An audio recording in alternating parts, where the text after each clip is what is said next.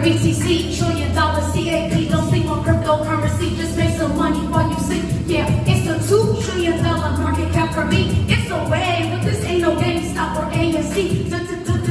DeFi is where you need to be. Why? Cause centralized systems keep them fees high. Talking meat high, maybe even neck high, but we fly. Learn to invest and you'll see why. Your money, your time, don't waste it. Buy it, trade it, stake it, you made it. No, so go to the moon we go. Yellow, no more. To the moon we go. To the moon, to the moon, to the moon, to the moon. No more to FOMO, to the moon we go. Yellow, no more to FOMO, to the moon we go.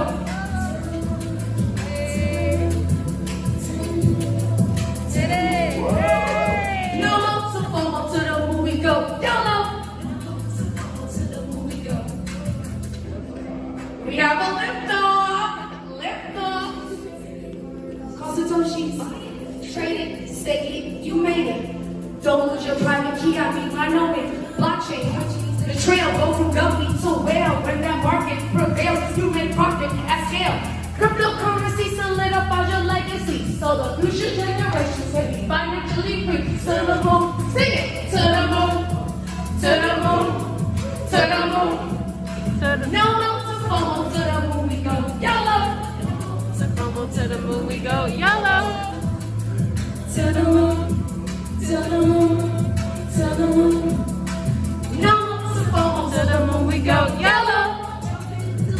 And off we go, YOLO. Jump in the Lambo, and off we go, YOLO to the moon. And off we go, YOLO. Woo!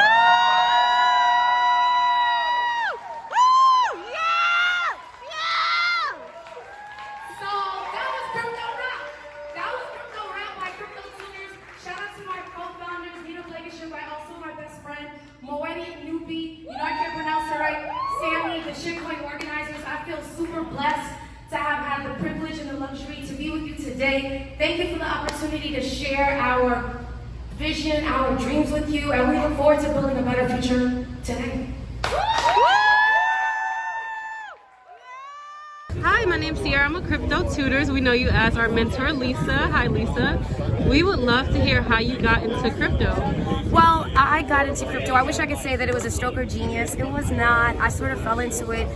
My best friend, Nina Blankenship, my business partner and the co-founder of CryptoTutors, she introduced me to our business partner, Moetti, who was actually her crypto tutor. And so Nina had us have a conversation one day because we both share affinity and a desire to scale empowerment, and his whole thing was like financial empowerment. Mine was empowerment in general. So we spoke, and it was like destiny.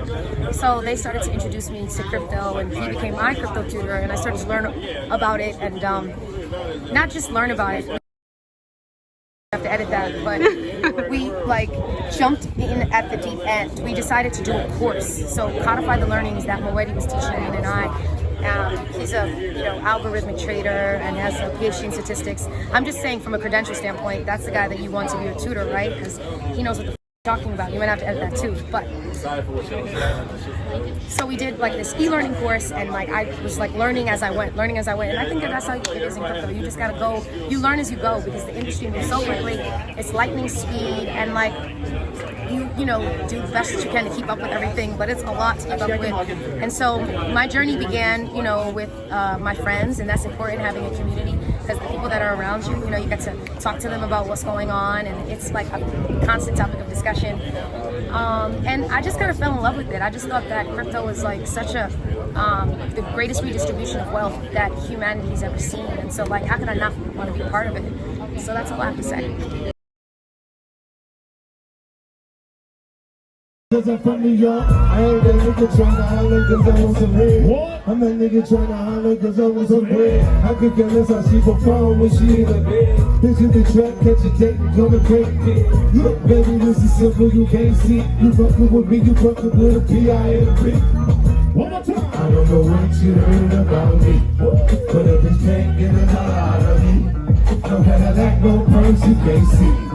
Then I'm a motherfucker, P.I.M.P. Say what? I don't know what you heard about me, But a bitch can't get $1 out of me. No Cadillac, no Percy KC. But I'm a motherfucking PIMP. Yeah. In crypto, we're fine with meme coins, with, any type of idea you have, even if you're wanting to build a physical product.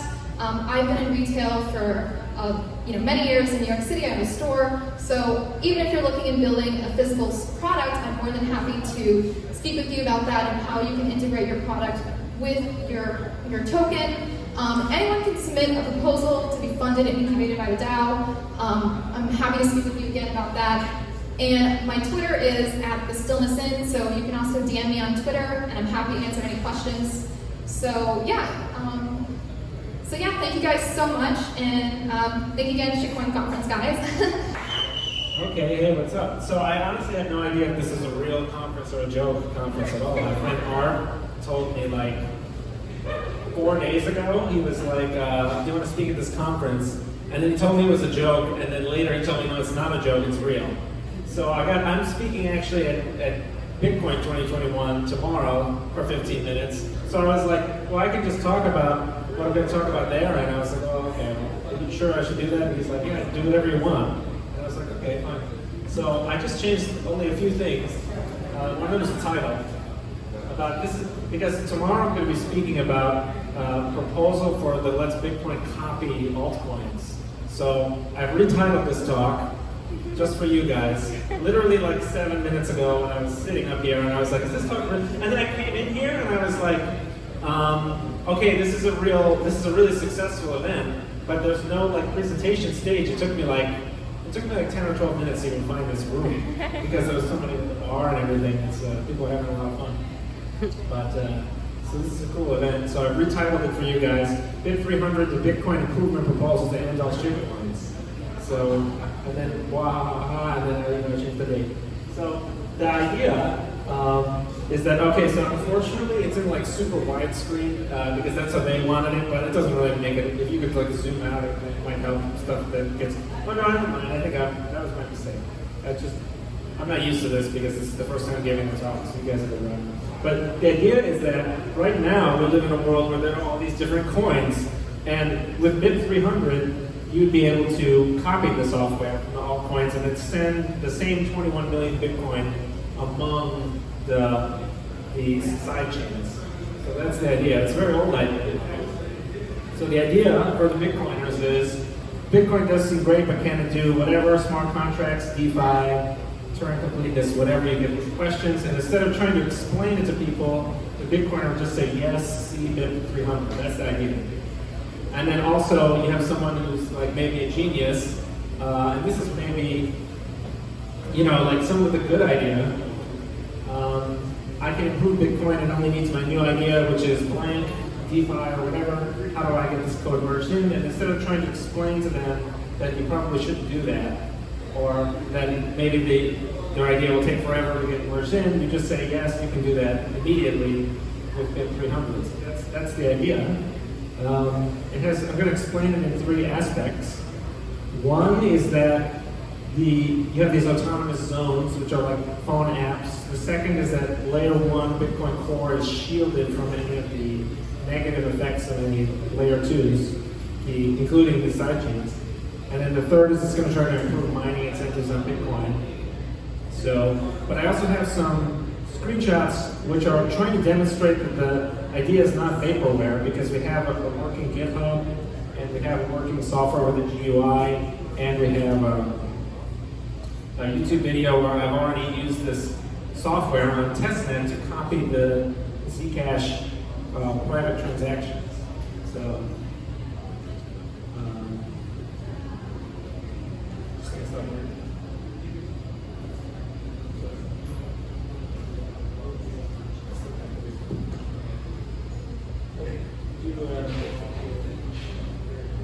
Now we can't go to the next one. Did I turn on like a laser? Okay. Are you doing that or me? So the first aspect is, this is a metaphor, but you would have these, you'd have like Bitcoin Core over there on the top right, and then maybe in the bottom left you'd have a real altcoin or a real shitcoin. But you would also have these other things that emulate them, and you have complete freedom to change that software around however you like. And I'll see this. So again, you have these coins, and some of the coins get sent to like the Lightning Network, for example, but some could also be sent to BIP300 sidechain that's emulating Monero in this case, one of the best shitcoins. And this slide is designed to convey two blockchains over time, with time going from left to right. And it's designed to try to convince people that BIP300 will not result in any harm to layer 1, which is Bitcoin Core. I have no idea if anyone's going to be able to understand what I was going for, but basically, on layer 2, everything that happens over 3 months is compressed into one single 32-byte hash. Are these examples, and then those are inserted into one transaction on layer 1. So the point is, on layer 1, your node only looks at the things it was looking at before, and it doesn't need to look at anything that's happening on the altcoin or the side chain or whatever you want to call it, the shitcoin emulation machine.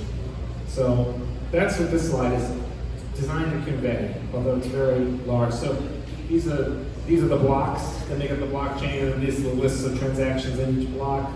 Everything that happens in the sidechain is compressed into one little thing that shows up. And then the software in BIP300, if you have a BIP300 compliant Bitcoin Core node, it does some very simple math on that. We're talking like addition and subtraction. And it doesn't need to care about anything that's happening on the other layers, which is the whole point. So the other thing is that this slide is out of order, but that's okay. We're going to include mining incentives. So the miners collect fees from every single transaction on every blockchain. This is the Bitcoin Core miners in this scheme, without doing anything. So this is something else I invented called BIP301 blind merge mining.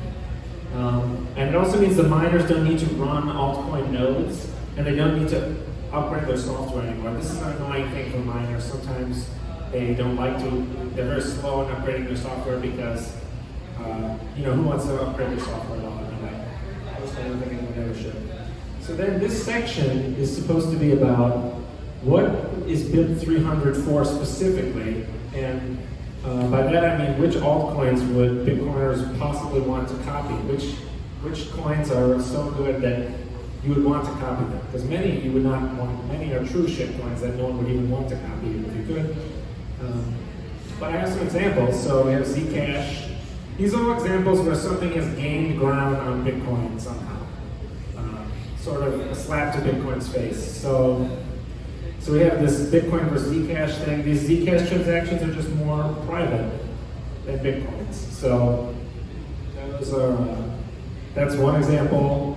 I have an example here where this darknet market switched to being only Monero. That's kind of a slap to the face. So, and then of course we have, this is a very old idea of BitDNS, which later became Namecoin, that not a lot of people know about. But this thread I encourage you to find and read on bitcointalk.org, because in the thread, Satoshi himself does a number of very interesting multi-chain things. He invents what's known as merge mining today.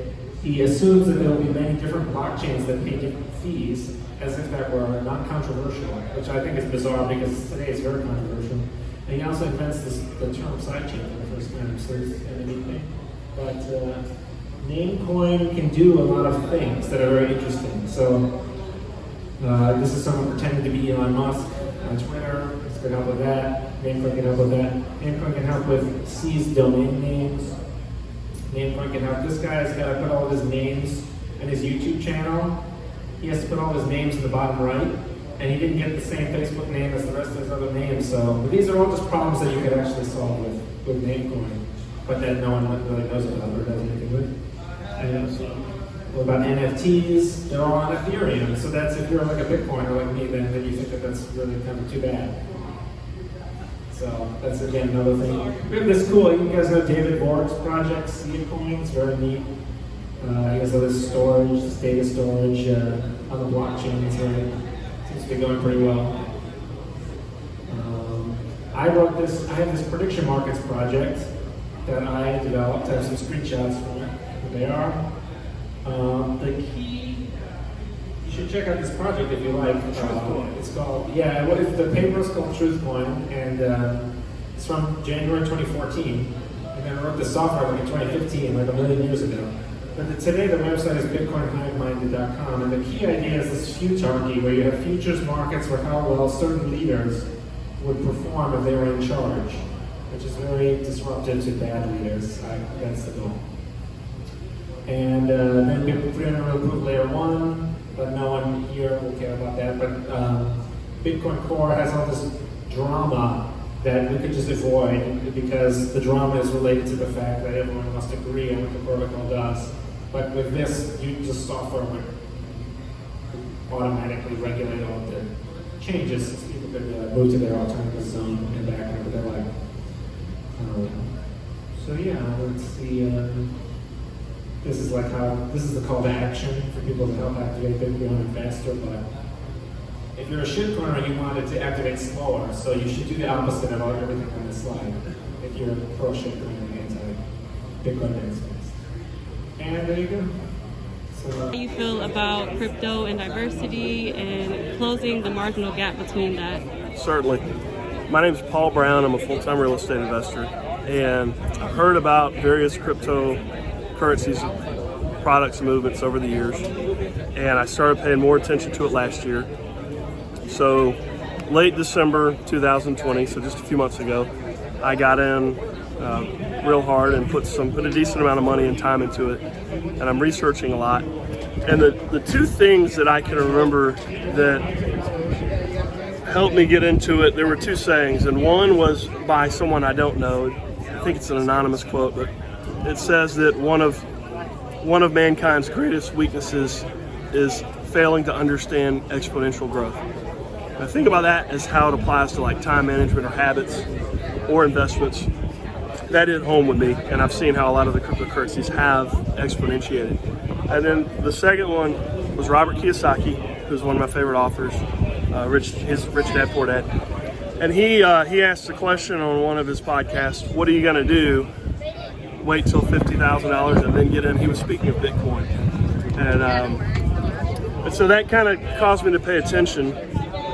And that coupled with the main reason of fiat currency. So the US dollar is fiat currency, which means that it's not pegged to anything. It's not on the gold standard anymore. And a government, which can't be trusted, no government can just print more of it digitally or physically at whim. And that creates instability and inflation. It's a hidden tax. Now, as far as it comes to diversity, the great thing about cryptocurrencies is it's truly free market. So, like in America, people will criticize it and they'll be like, oh, America's so capitalistic, or capitalism doesn't work, or whatnot. But in America, we don't actually have capitalism or free market. We've got what I would call crony capitalism and neo-socialism. But what's great about free markets, what's great about cryptocurrencies is so many of them truly are free market, meaning you can get in, and the weight with which you get in is the weight with which you're going to be rewarded. And then the other thing is it doesn't always work out, so if it tanks or you take a loss, well, then you're going to take that in that equal proportion too. And that's one of the ethos of cryptocurrencies is if it's to be, it's up to me.